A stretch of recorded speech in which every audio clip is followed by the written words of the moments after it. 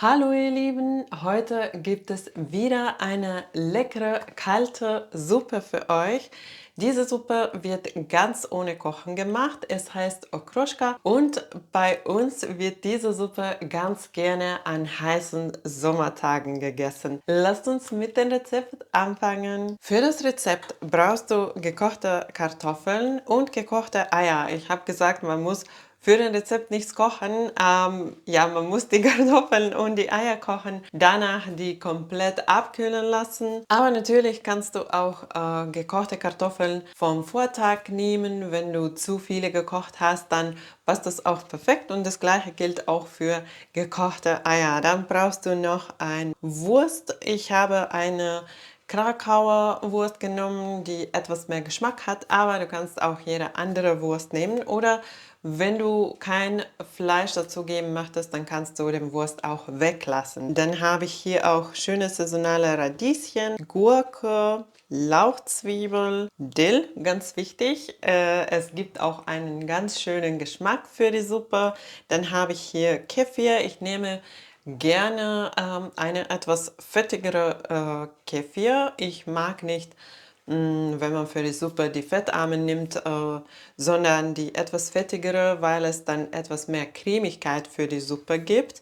Du kannst aber auch anstatt Buttermilch nehmen, wenn du magst, oder saure Sahne oder Joghurt, einen Naturjoghurt, dann einfach etwas mehr Sprudelwasser dazugeben. Und wie gesagt, dann brauchen wir auch noch den Sprudelwasser und Salz und Pfeffer zum Würzen. Weil man die Suppe am besten frisch serviert, werde ich heute 2 Portionen direkt in die Suppenschüsseln vorbereiten und dann kann man die Suppe auch direkt essen.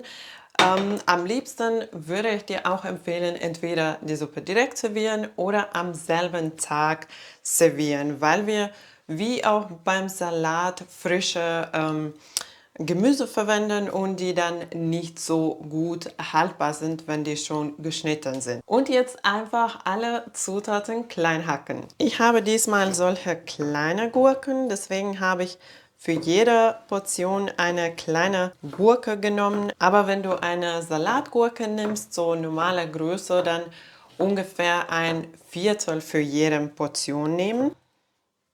Und die geschnittenen Zutaten kann man auch direkt in die Schüsseln geben.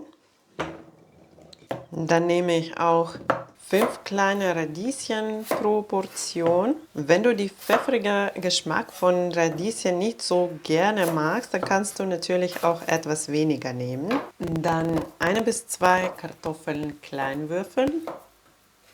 Dann auch noch den Wurst klein würfeln. Und dann nehme ich noch 2 Lauchzwiebeln pro Portion. Wenn du magst, kannst du auch weniger nehmen, eine oder eine halbe pro Portion. Und dann auch klein hacken, den Dill auch ganz fein hacken. Ich nehme so ein kleines Bund Dill pro Portion, weil ich finde, dass man nicht so viel Dill in die Suppe geben kann. Es gibt so einen wunderschönen Geschmack für die Suppe. Und dann fehlt nur noch das Ei. Ich werde nur einen Ei für eine Portion nehmen, aber wenn du magst, kannst du wieder anpassen und zum Beispiel anstatt 2 nehmen. Vor allem, wenn du kein Wurst in die Suppe geben möchtest, dann kannst du ruhig 2 Eier anstatt eine nehmen. Und jetzt fehlen mir nur noch die flüssigen Zutaten und ich werde die erst in so einem Krug vermischen und erst danach in die Suppe geben. So, ich nehme erst 200 Gramm oder 200 Milliliter Kefir und dazu gebe ich ungefähr 100 Milliliter Sprudelwasser und dann etwas Salz und Pfeffer nach Geschmack und kurz vermischen. Und dann als letztes noch die flüssigen Zutaten dazugeben. Und so ganz schnell ist die Suppe schon bereit zum Servieren. Es ist wirklich lecker geworden.